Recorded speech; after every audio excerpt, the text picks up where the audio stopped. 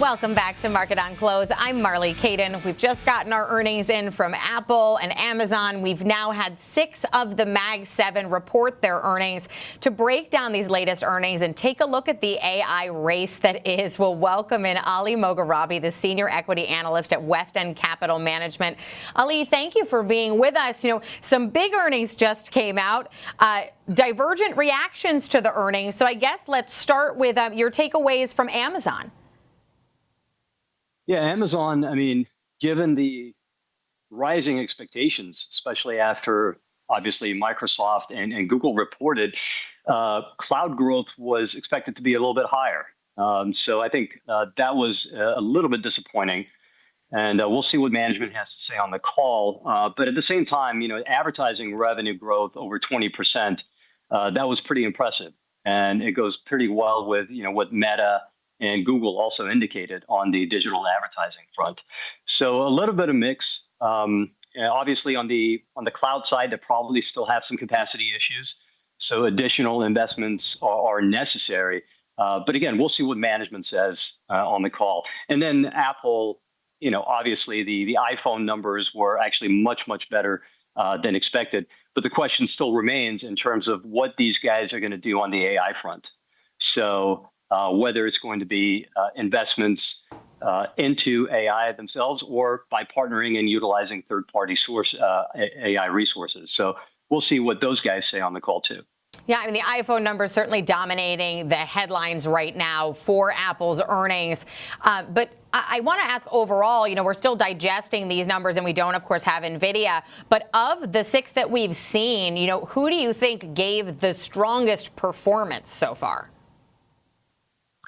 Oh, well, I would say without any question, number one would be Meta. I mean, they just blew away all the numbers, all expectations, and the guidance was unbelievable. While at the same time, you know, they continue to invest heavily in AI, whether it's on the recruiting side or whether it's CapEx. You know, and they are actually really showing nowadays that the benefits from a monetization standpoint of all of those investments in AI. I mean, the user growth is one thing, but engagement for a longer period on the platform because of that content that's being created.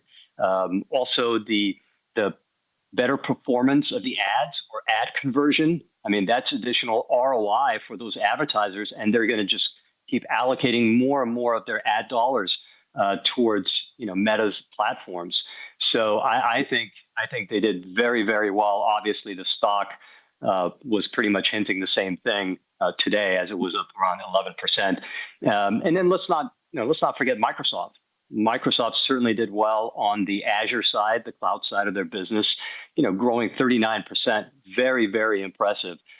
So you know, I think those two probably did the best. But I just want to also mention Alphabet or Google.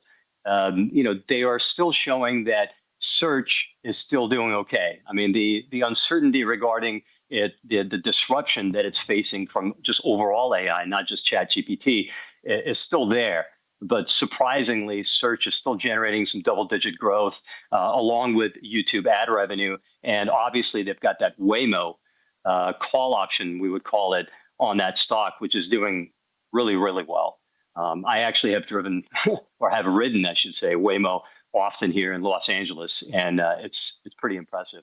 So again, but I would say it's Meta and Microsoft that really, really stand out. Yeah, I mean, the market certainly agrees with you, you know, and you know, Alphabet feels like it was so long ago, only being last week. But, you know, we certainly got our first look into how important this CapEx spending is going to be.